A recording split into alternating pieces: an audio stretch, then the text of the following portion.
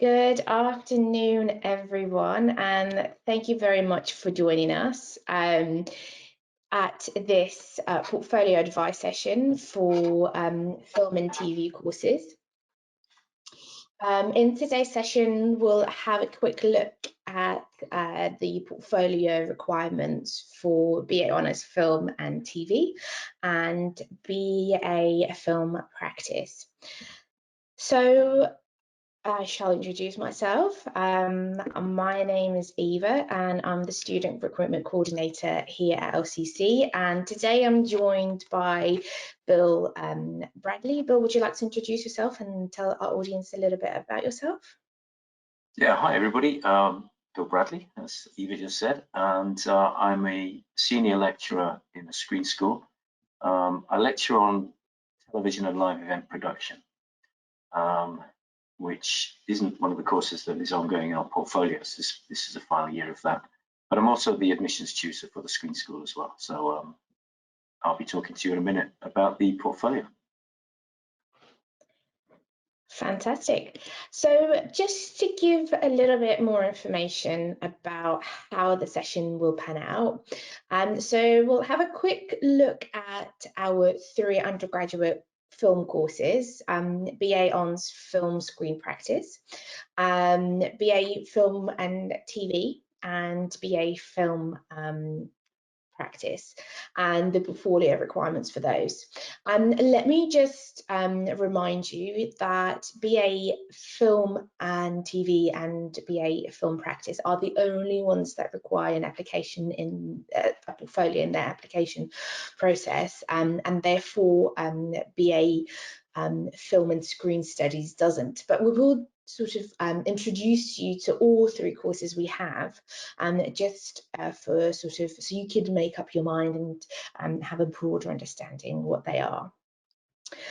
All right, so I suppose without any further ado, let's delve into our film and TV courses we have at LCC. So the first course we'll have a quick look at is the BA Honours Film and Screen Studies course. Here at LCC, we have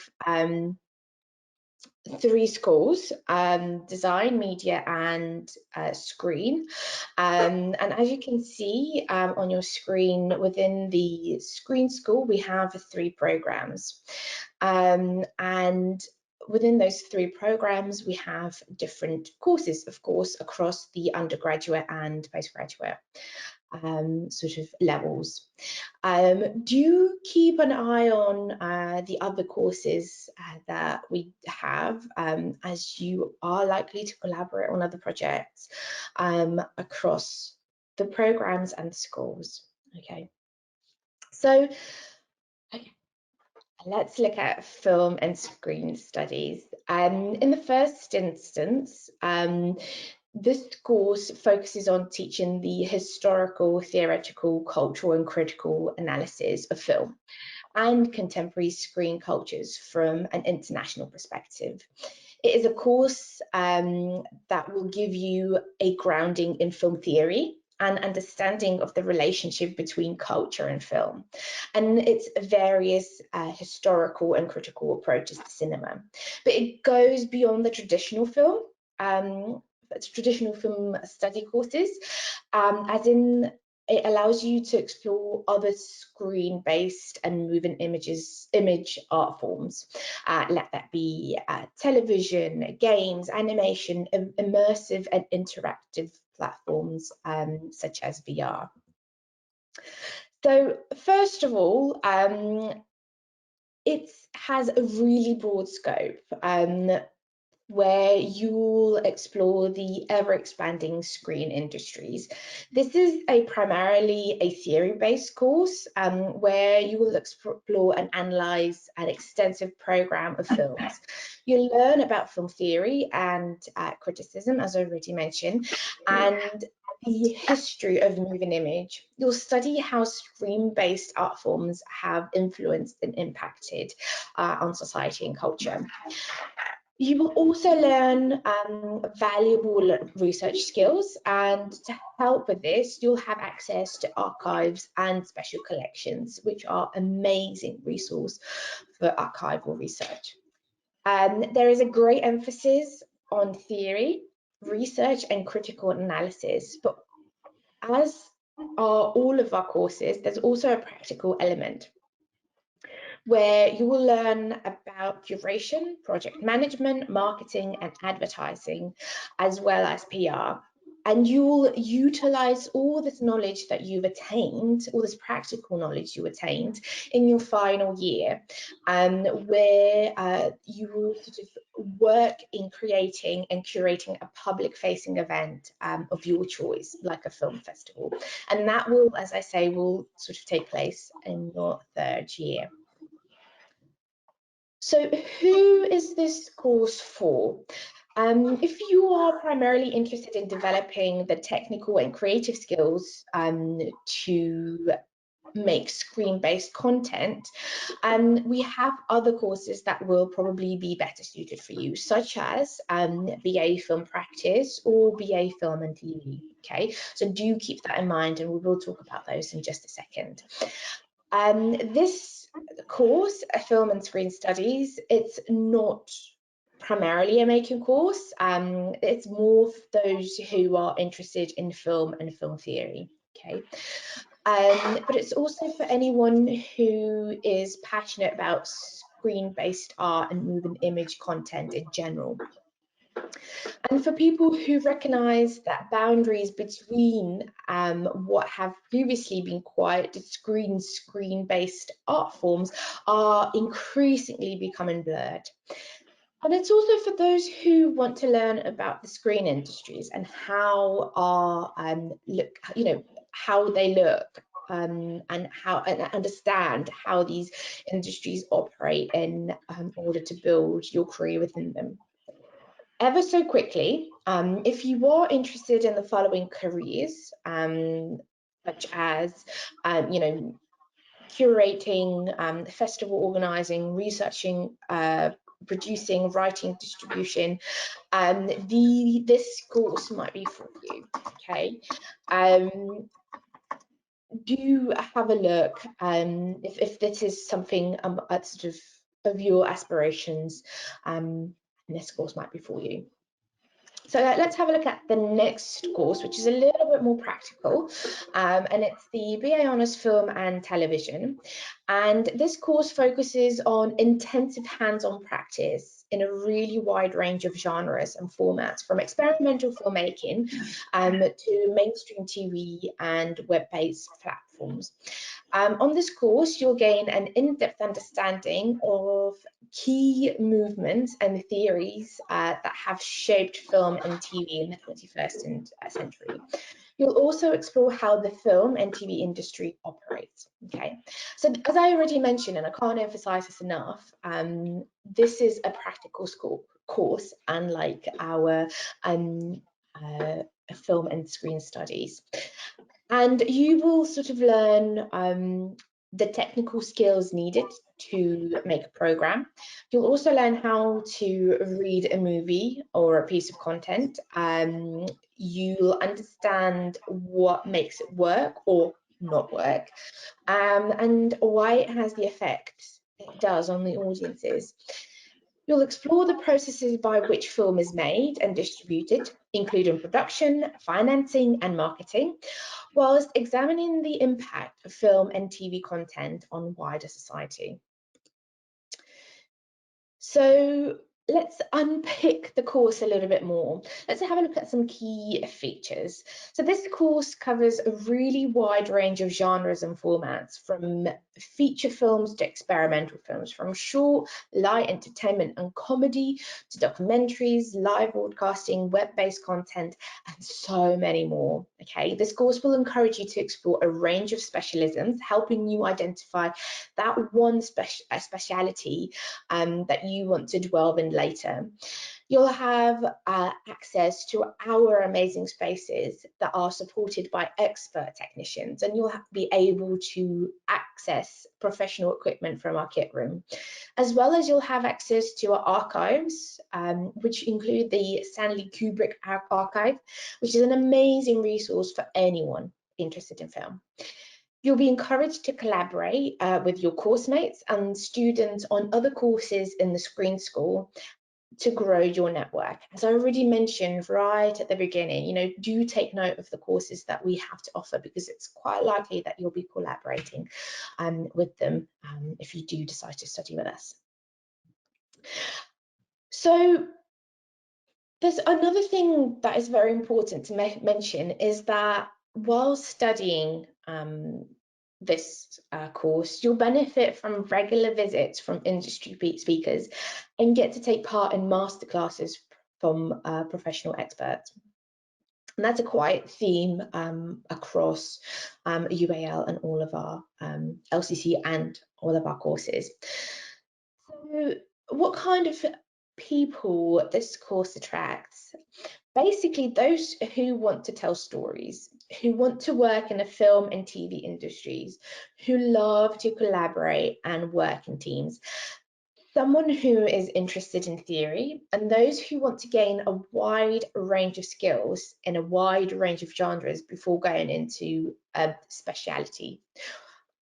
Due to the course-wide scope and agnostic approach to genres and mediums, this course tends to attract a really diverse group of students each year. So never know, it might be you.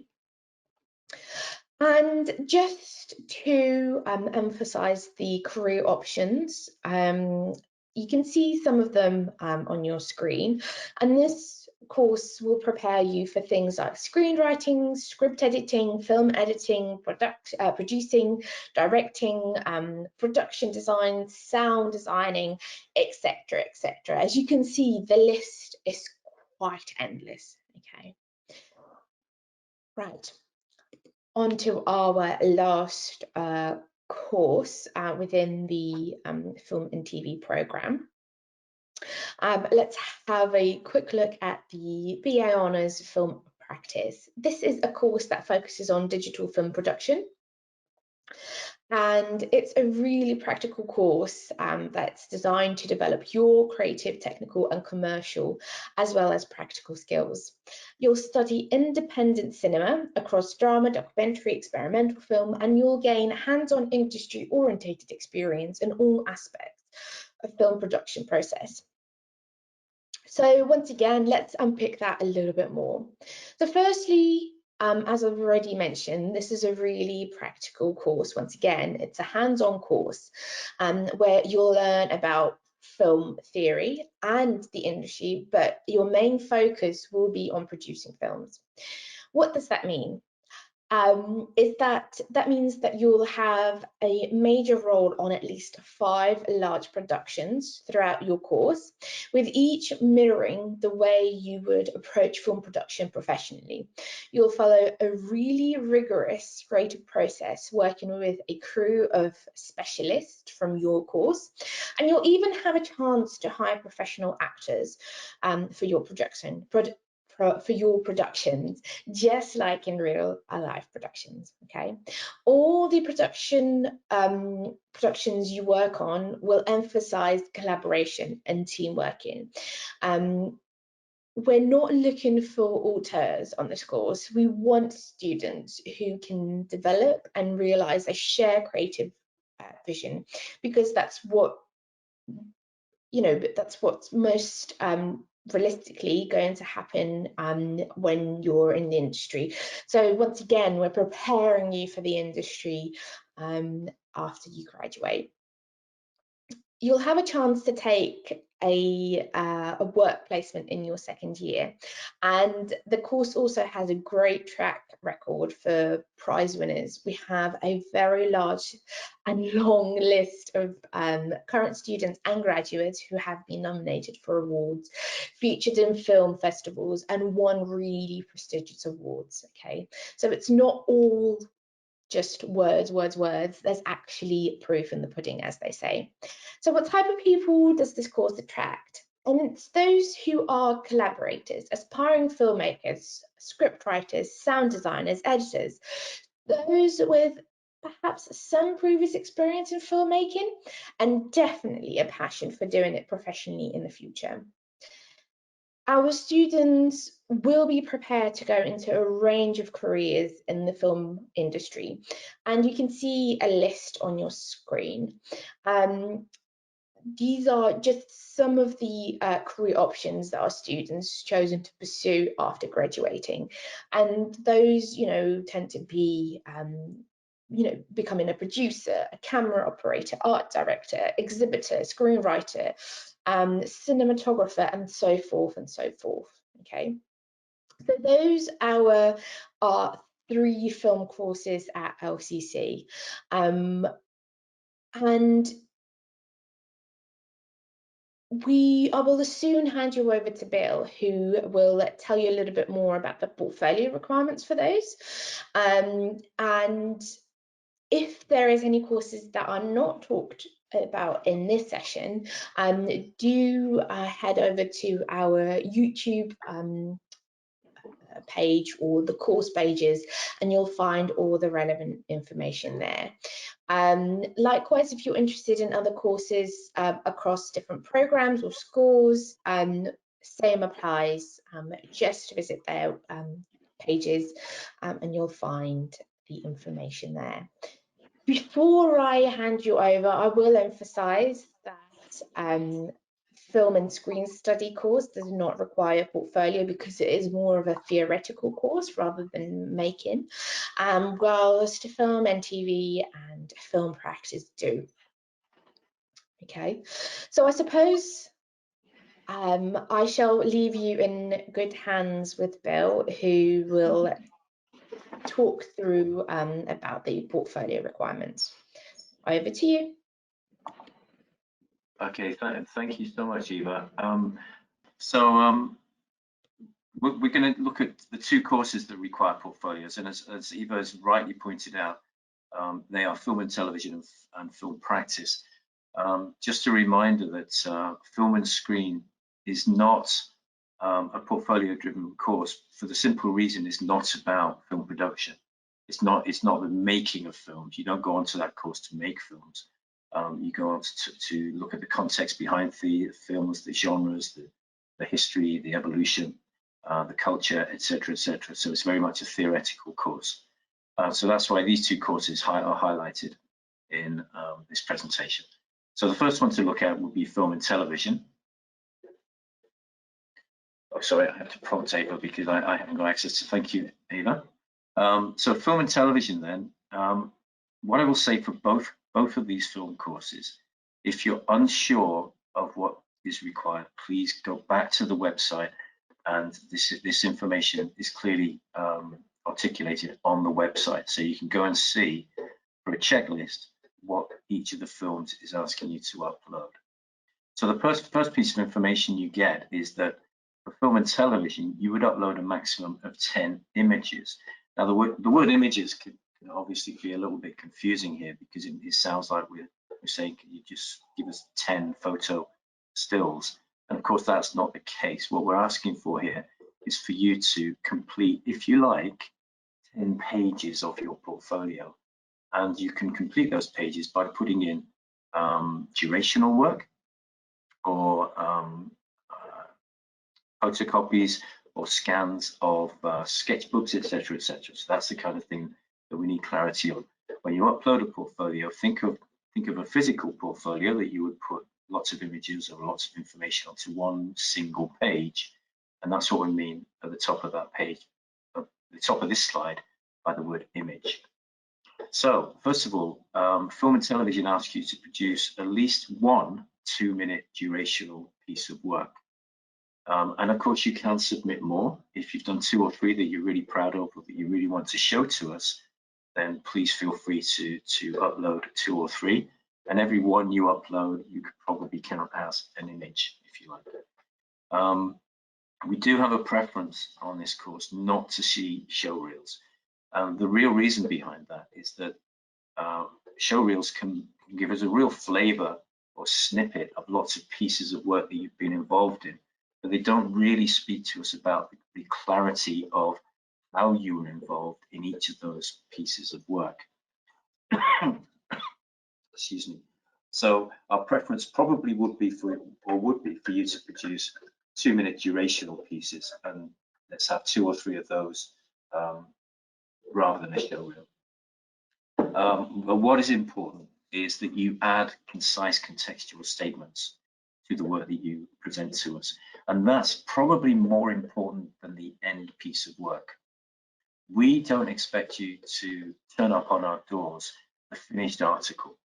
That would be unfair. You're coming here to learn and to delve deeply into the world of film and television, the world of producing film, producing television shows, using single camera, single lens work, doing studio work with multi-cameras. That's what you're coming here to do. We can't expect you to have a portfolio, a deep and broad portfolio of work that you can present to us. So therefore, just by producing 2 minutes of durational work, what we'd be more interested in is the context within which you produced that work. So not just an explanation of what the role was that you took, but also what inspired you when producing that. Who inspired you indeed? You could say this work that I produced, although it's not a hugely great quality piece of work, does kind of match my inspiration from people like Hitchcock or Wes Anderson, you know, whoever it is that's inspired you to produce work the way that you've produced it.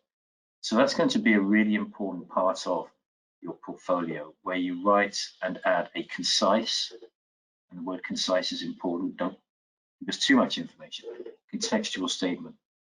Because what we're looking for from the portfolios from either of these courses is an image of what you are, who you are, what are your aspirations, what are your aims, your goals, and you can show us a lot within your portfolio. What you might want to add to your portfolios on top of the moving image work is maybe some still work, some still photographs from your work, or storyboards that you'd produced. Because obviously sometimes you want a narrative for your work. If that's the case, then it would be lovely to see what that narrative was in your mind. So again, in your personal statement, you can mention this was the concept behind it. Then you can show us some storyboards to say how you took that concept from stage 1 to the next stage. And of course, we're always interested in, you know, how did you go from the idea development, from having the idea in the first place, and that could be your own personal interest, or it could indeed be an assignment brief you were given at school or college. So you were given a task, or you thought of a task, you thought of a project, an idea. We'd be really interested to see how you develop that idea through your research, for instance. So if you could, again, you could submit copies of your textbooks, sorry, your sketchbooks, and you can submit that as a kind of, you know, here's some notes that I took, here's some images that I took, and here's what I said about those images. There's lots of different ways you can demonstrate to us the context behind the piece of work that you're submitting. And that will give us a much clearer understanding of why you've submitted that piece of work. It could be your favorite piece of work. It could be the work that you're most proud of, but you feel is flawed. You feel that you could do better. In your contextual statement, tell us that. Don't be frightened to tell us that you feel that it's flawed work, because then we'll appreciate that you've been able to self-criticize. And you know, this industry is all about experimentation, moving from, you know, what is now to what could be in the future. That's how we develop an industry. So that's film and television. The next slide, please, Eva. Okay. So I'm kind of on the next slide, just kind of probably repeating what I've just said already. The durational work, what we like to see in your durational work, your short 2-minute movies, is a well-constructed narrative, if that's the case. Or if it's documentary work, we'd like to see the build in that documentary, you know, what it is, the message you're trying to relate to the viewer in a short period of time. And if it is a snippet, if it's 2 minutes of, say, a 7 or 8 minute durational piece, please feel free to put a link in to the full piece. And if we feel the need to go and look at that full piece, we will in fact do that. The second point here is really just to remember what I just said. Don't worry about imperfections. Talk about them in your statement, highlight them even, and say, you know, why you feel it's an imperfection, what you feel you might be able to do to achieve a better outcome in the end. There's nothing wrong with saying that this is not a finished piece. And of course, if you are submitting more than one durational piece, we would always suggest place the one that you're most proud of at the forefront, okay, so that we can see this is the work that you feel represents you clearly and cleanly. So similarly on film practice, slightly different requirement. Again, please go to the website to clarify what's expected for each of the courses, as there are differences. What they're asking for is a single maximum of 3 minutes of film or sound work. Okay, so just the one opportunity to put the moving image in. And this could be work that you've produced independently, or it could be work that you've produced as a result of being given an assignment brief at college or school. Some people are in the very lucky position of being at college, studying film, having crews of people, having equipment, being able to do all that. So, you know, you would probably fairly easily want to produce or upload some of the work that you've produced at college. And again, it's always good to see your most recent efforts. Again, on film practice, there's a preference for you not to submit show reels. However, if you do feel that you have a show reel that you can contextualize in a strong and informative way, then it wouldn't be neglected. It would be considered part of your portfolio. What they also encourage you to do on the film practice course is to film maybe a short self-bio. You know, do a two camera piece about yourself, what your aspirations are. Obviously, in conjunction with your portfolio, we will also be looking at your personal statements. So there's an opportunity for you to say a little bit about yourself. If you want to say a little bit more, then please feel free to submit a self-bio, a visual self-bio of yourself, obviously. And as it says there, if you do submit a film extract, part of a fuller version, then please do feel free to add a URL to the full version so that we can go and see it. I have to say that the tool that we use for you to upload your portfolios is something called PebblePad, and it's just the university's portal. And for each of the images or the slides or the pages of your portfolio, there is an opportunity for you underneath to put some contextual statements or comments. So do feel free to use those as well. And moving on to the next slide. A little bit of advice about the contextual statement. No more than 500 words, please. So although it's succinct, you know, you can say an awful lot in 450 words. So please indicate to us that, you know, you've fully engaged in telling us about yourself. And what we're looking for is a picture of yourself within the production of the pieces of work that you've submitted to us.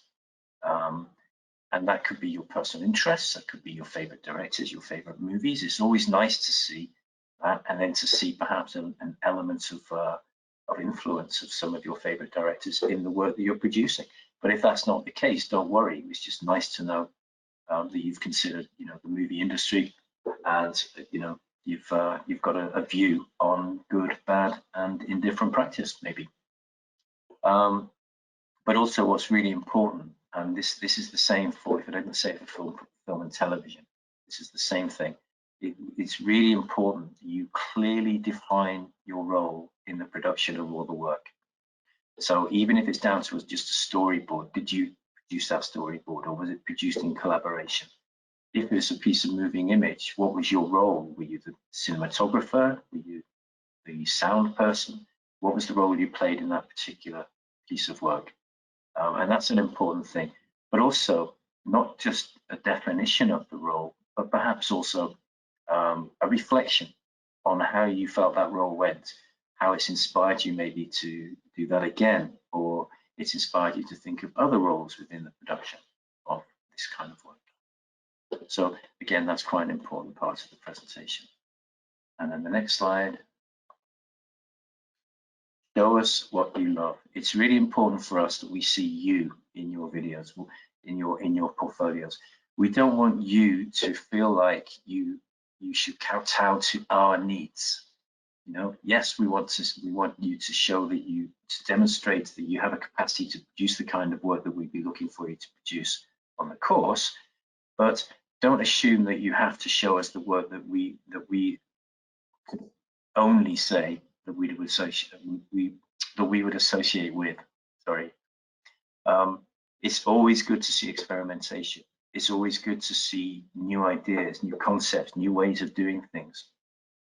What's not good is very personalized, days out with the family, nights out with the boys, nights out with the girls. We get far too many of those, and they don't really demonstrate a kind of engagement in the world of film or television production.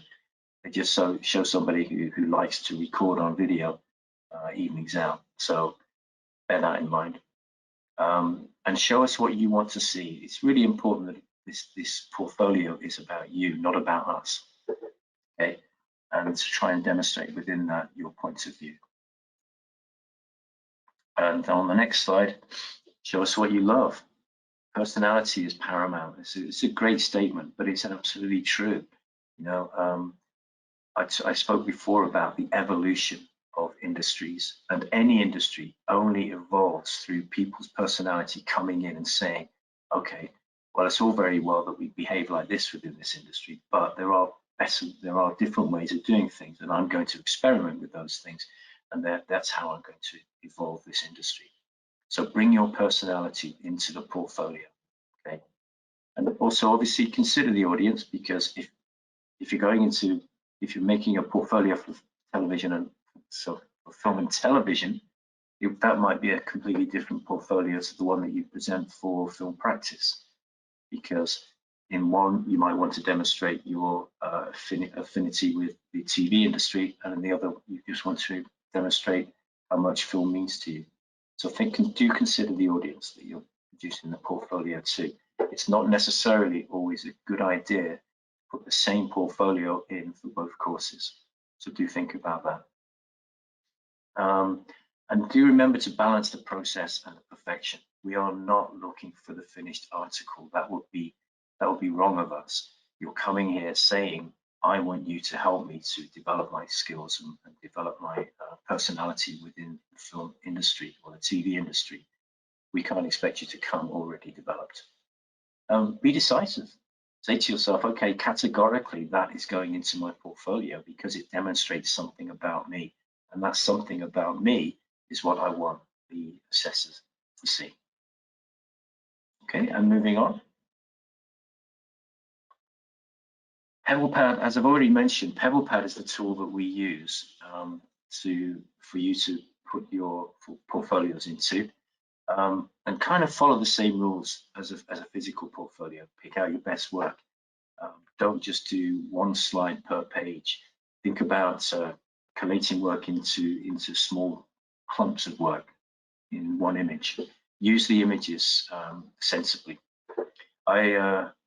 When I introduce dissertations to third-year students, and we talk about the number of words that you've got to use to write your dissertation.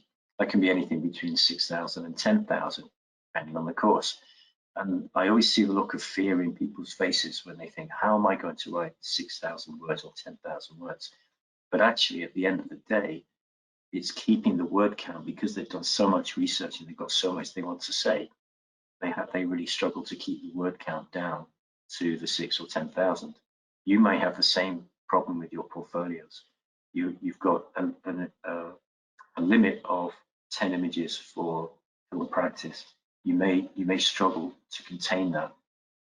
It will be your role to be, as we said in the previous slide, be assertive, be kind of decisive. Say they're the ones I want to put on there. But PebblePad is a great tool because it's very intuitive.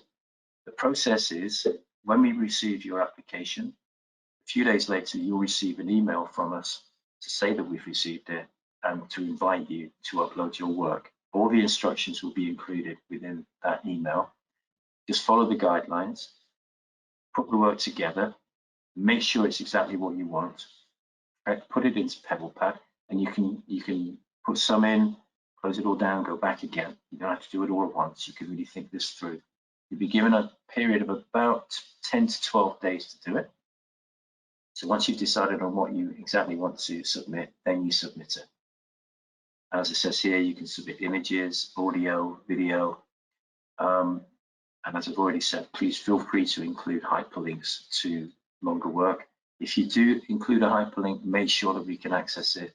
Very often we get the hyperlinks, but when we get there, we need a password that we haven't got. So if you need a password and you're willing to share that, we'd be happy to look at your hyperlinks. And the arts.ac.uk email address, forgive me, I didn't look this up at the beginning, not email address, or web address. I'm not sure what that is, to be honest. I think that might just be where you actually go to submit your tool. Without you having to worry about that. Eva, can you help me on that? Yeah, absolutely. So here is the link that you can find the UAL video, which has assistance on how to put the portfolio together. So it just details what types of files you can add, that their resolution shouldn't be higher, or the height or width shouldn't be more than 4,000 pixels, how each file cannot exceed 512 megabytes and so forth. So this is quite a useful link to take down, screenshot it, write it down, whatever works for you, for the future, to revisit some of those quite useful tips that you might need in putting together a portfolio. When you're scrambling through your pieces of work, trying to figure out whether they fit or not. Yeah, so do take note. That's quite useful. Thank you, Eva. Got me out of trouble there. And if we can just move on into the final slide. Be bespoke. Yeah, remember, as I've said a number of times now, this is about you. This is about making sure that we can see you. But do remember, each course will have a different requirement. So please check the course pages to make sure that you're responding to the requirement for that course. And do opt for what suits the subject area. So if you feel that you've got a lot of television work, then obviously you can put that into the film and television portfolio, but you probably remove or keep a lot of it out of an application to film practice if you also have film work. But either way, if we can see your personality come through, we can see your engagement come through, they're the kind of things we'll be looking for. Okay, and do remember, any photographic stuff, try and present it in the highest quality you can. And then the final slide, I think, is just a prompt if you have any questions. On this slide, you'll also see some useful contact points: general inquiries, accommodation, student support, and scholarships. So if you wanted further information about any of those aspects of university life and application, please take down the appropriate or take a screenshot. But otherwise, if you've got any questions, I think Eva may have been seeing a few come into the chat. I'll be happy to answer them. Absolutely, Bill. So if you do have any questions that you want clarification on, do write them in the questions tab, and we'll address them.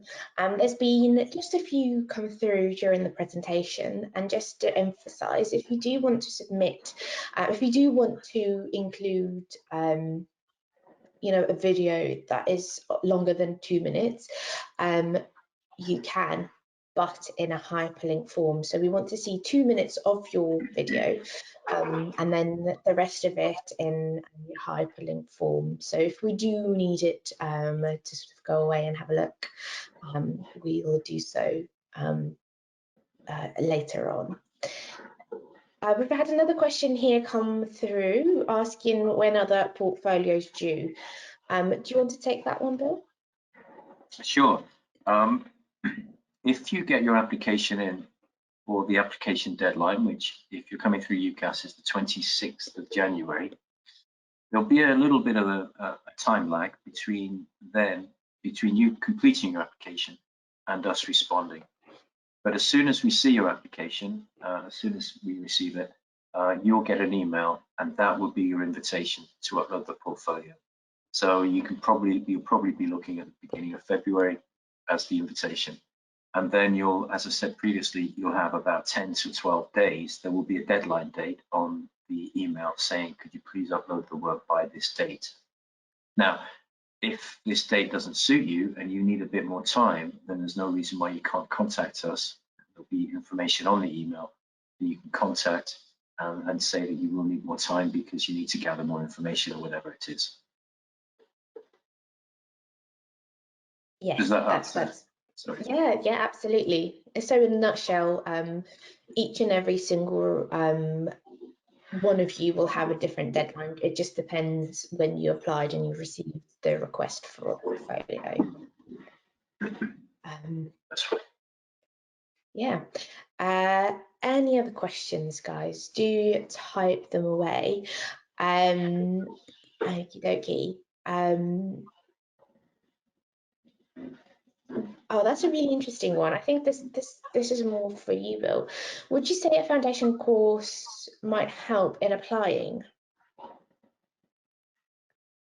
That's a really, really good and really tough question, because I would suggest if you're confident that you can produce a piece of moving image that demonstrates good background thinking, good theoretical underpinning thinking, good engagement, good insight into exactly what you were trying to produce, even if that piece of work isn't top quality, it could still make a very good application onto film practice or film and television. Because as I've tried to indicate, the importance for us is not necessarily about the end product, it's about what's behind that. And if you put a lot of research, a lot of good work into it, and at the end of the day, you produce a product that you feel isn't the best quality product, it could still be a really good representation of your potential. So the answer is, if you feel going on and studying a foundation would allow you much more confidence in your filmmaking, then I would suggest that might be a good route. However, we would accept applications from people who haven't done foundation, but can demonstrate that kind of contextual thinking, that engagement, that desire to succeed within the genre. So it's such a tough question to answer. There probably isn't a yes or no answer to it. I think that would depend on your confidence and your whether you could apply to both. You could apply to the BA whilst also applying to the FAD, to the foundation diploma, and just see how the BA application goes. If you feel you're ready to come and study a BA, then why not go for it?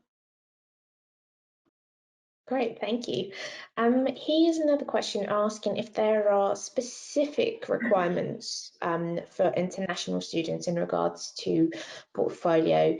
And the short answer is no. And when it comes to portfolio, there isn't any specifics that our international students have to comply with.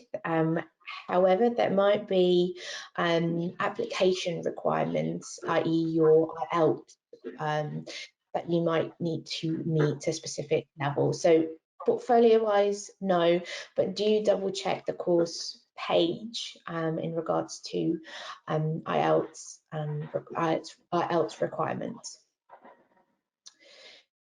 Okay, will there be an interview after a portfolio has been submitted? Bill, are you happy to take this one? Sure.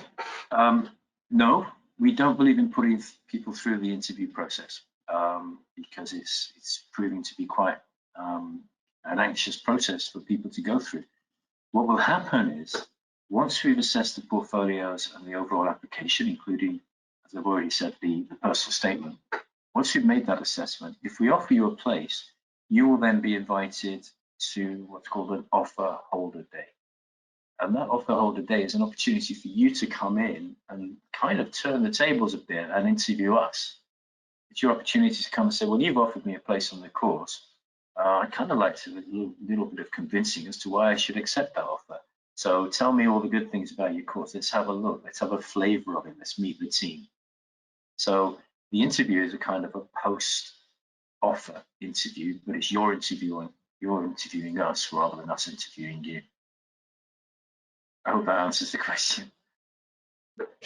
A very diplomatic answer. In short, no interviews. We don't host any interviews. However, you will, as an individual, have an opportunity to come and interrogate us and the course team to, what is good about it in a little bit more depth, in a little bit more intimate environment. Okay. Could I just add? So, Eva? Absolutely, Will. If I can just add that kind of, to me, emphasizes why the portfolio, the contextual statements within your portfolio and your personal statement become really important, because the kind of things that people who are confident in interview, when they come along, they like to come to an interview because they can talk about the work. But by excluding that opportunity, that's when your contextual statements become really important. So please do consider that. Absolutely. We've got another question reading here. Someone who's interested in both acting and being behind the scenes on the set, would any of our courses be suitable for them? None of our courses teach acting. However, across film production and film and TV, you get to learn about different roles within film production. So if you, someone who would like to be involved in the sort of in front of the camera, you can dictate your role within that. If you want to take up 2 roles, for example, directing yourself and being the star of the show, once again, you will be able to do that. So it's going to be the acting aspect. It's going to be self-directed. Our team will be able to sort of guide you in other aspects of it, but this is predominantly filmmaking course rather than an acting course. I hope that answers your question. If you do need, as I say, a follow-up, do let us know. We don't have any questions at the moment. I think it's quite important that you do use the time before you are requested to submit your portfolio to actually, once again, really interrogate the course pages, really interrogate the additional video content that we have on our web pages on, what to include in the portfolio and how to put it together, how to select them, and how to actually utilize the PabblePad tool. It's not a hard tool to get your head around, and it's merely a tool where you submit your portfolio virtually, and do treat it as a physical portfolio, follow the same rules.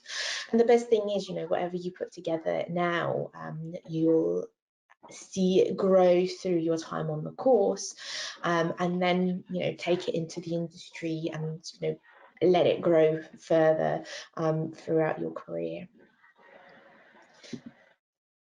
We've had another question pop in, and the question reads, what kind of media and resources of filmmaking can we look on expanding our knowledge to help with the portfolio? Bill, is this something you'd like to tackle?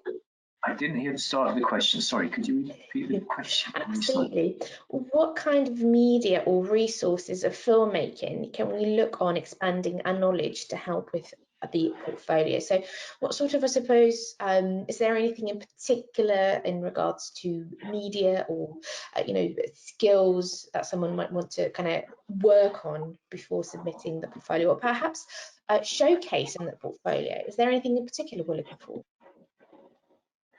I would suggest that the best way to approach a portfolio is to ask yourself, what is it that I'm trying to demonstrate about myself that I can put into that portfolio for that particular course? So if it's, for instance, you're a keen cinematographer, you like to be behind the camera, and you feel that you've got a particular knack for capturing mood or light or balance or whatever, then you would produce a portfolio that demonstrates that, because you can speak confidently about it. And in terms of mediums, then honestly, you can produce work on your mobile phone, and that could be all you ever produce, is work that you produced on your mobile phone, but you're producing it with a particular style in mind, a particular aim, a particular objective for the piece of film work you're doing with your mobile phone. It doesn't need to be studio quality work. So in terms of equipment and medium, you don't need to worry about that. Just use some work that you feel demonstrates where you're coming from, if you like. It's like a visual form of a personal statement. That's how I'd look at it. I'm not sure if I'm answering that very fully, but I think the perspective for you to take will be to say, okay, what do I want to demonstrate, and how can I best demonstrate it with the mediums that I'm using? Absolutely, absolutely. As Bill says, show us what you think, what you want us to see. Show us your process. Show us your knowledge. We're here to kind of see what you can do. We're not looking for a final project. We're looking for something that we can grow within the 3 or 4 years whilst you're with us. But we want to see potential in ways. So for someone who is currently on another course at CSM, they're wondering if it's possible to reapply for filmmaking, as they are interested in filmmaking. Do you know what's the process with transfers and so forth, Bill? Yeah, I can give you a rough outline of this. If you want to transfer from one course to a similar course within the University of the Arts, then you could apply for a transfer into, say, the second year from the first. So if there were similarities between interior design at Chelsea and spatial design here at LCC, then we may be able to map your first year of study. However, if you're currently studying on another course at the UAL and it's not film related, and you haven't been doing film work, and you haven't been studying the kind of units that you'll study if, for instance, you wanted to move on to our film practice course, then you'd have to start at year 1. You'd have to go back to the beginning. If you have got the capacity to move across and up into year 2 because you've covered similar units in your year 1 elsewhere, then we would go through what's called the APOL process, the accreditation of prior learning, and we may be able to do a transfer. I think we'd need more specifics on this particular one, to be able to answer it.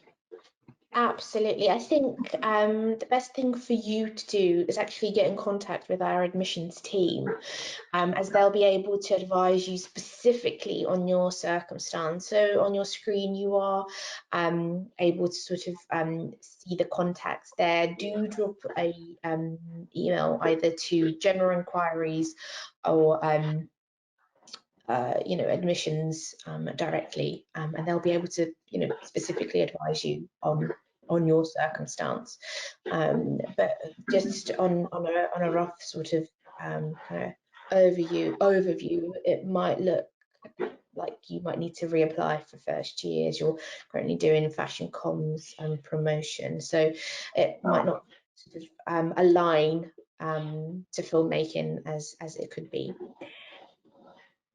Okay. So another question here, are there any documentary filming modules on film courses, or is just purely just fictional made for feature films? As I already mentioned, there is such a broad range of mediums and genres that you will learn across both, actually all three courses. So there will be aspects of